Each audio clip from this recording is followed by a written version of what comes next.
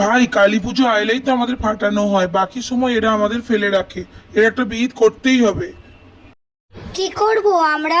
চলো গলায় দড়ি দিয়ে মরি। আমি কেন মরবো? তোমার মরতে হয় তুমি মরো। আমাকে সবাই পছন্দ করে।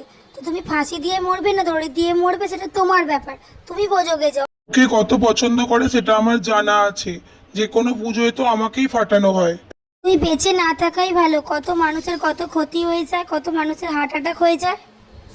তুই এবার বোঝ আমি কতটা শক্তিশালী। আমার জন্যে গোটা এলাকা কাঁপে।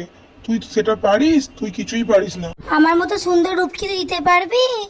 তোর যা রূপ 2 সেকেন্ডেই শেষ। আমার মতো এত শব্দ তুই কি করতে পারবি? গোটা এলাকা কি তুই কাঁপাতে পারবি? তুই তো তা পারবি না। তোর এত জ্বালা কেন রে? আমি আমার রাজ্যে সেরা, আমি অনেক দামি।